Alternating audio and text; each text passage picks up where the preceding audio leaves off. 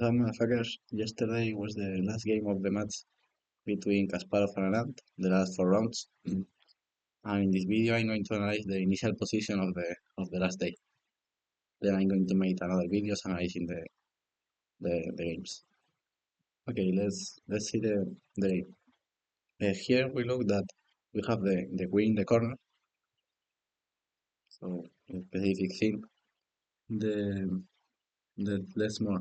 The king is in the center, and the knights are more or less in the corner, and the bishops in the initial squares. So okay, let's analyze the possible initial move. Of course, all the central pawns moves are logical, like d4, e4, and c4. We always should analyze this type of move. f4 here was not my favorite because you are open the pawn of your king. e3 is a move that we should analyze, of course, because we are open the bishop, and the move employed 3 times in the 4 games with b3. Okay, I want to start with e4, with an incorrect move, because after c5 black is reaching the ideal setup and white is placing back the pieces. Now we're going to see that the pawn is better on e3 than on e4. Here, knight g3, e6, bishop e2 and c6, and that's the ideal setup for black, and for both sides. So the pawn is just bad place on e4.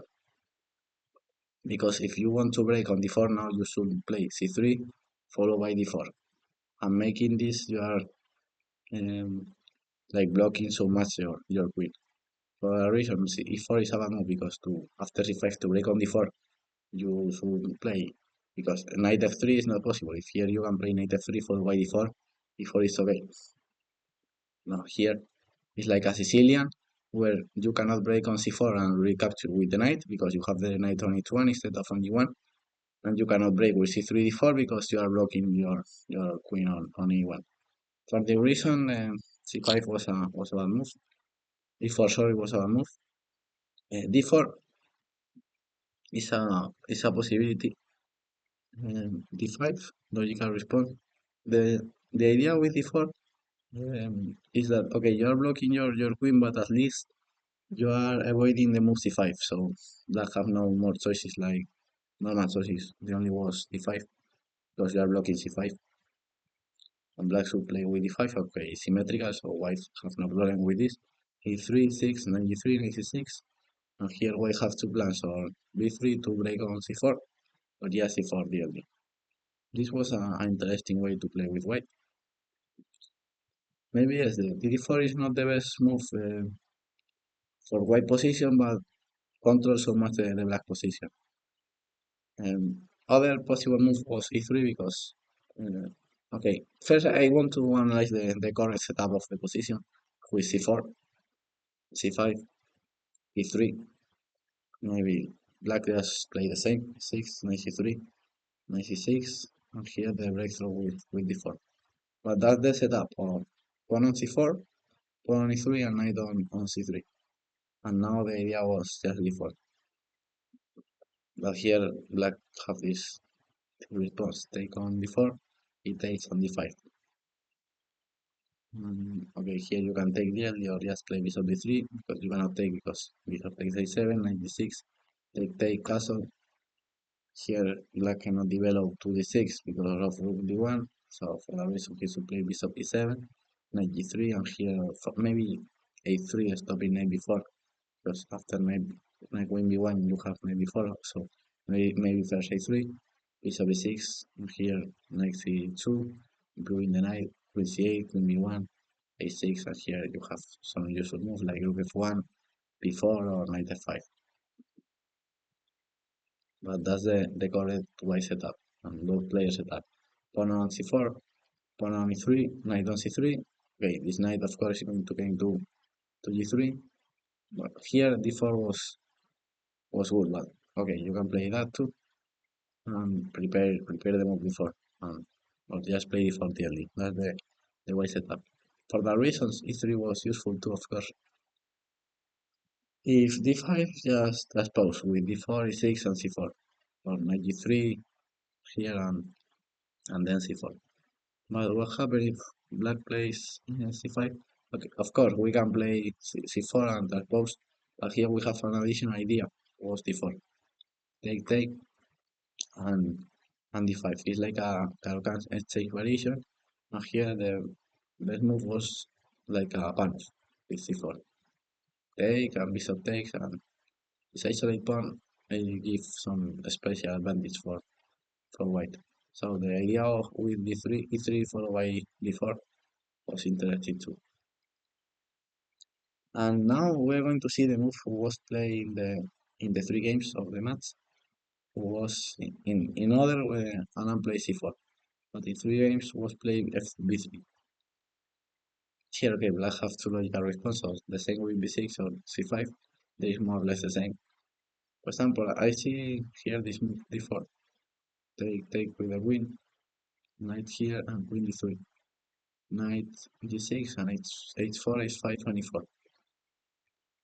In the first moment, d4 looks strange, but then have sense attacking this pawn and then finally taking the space in the center with e4.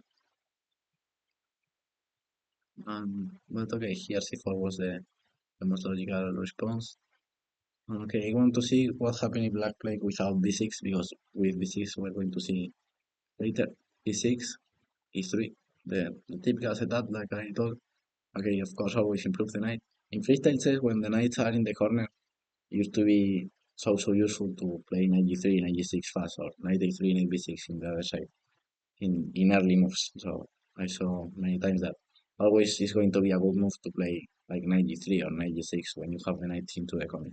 When you have your knight on g1 or on b1, of course it was useful, but when you have the knight in the corner, because uh, with the knight on g1, sometimes the knight goes to f3, or sometimes goes to e2.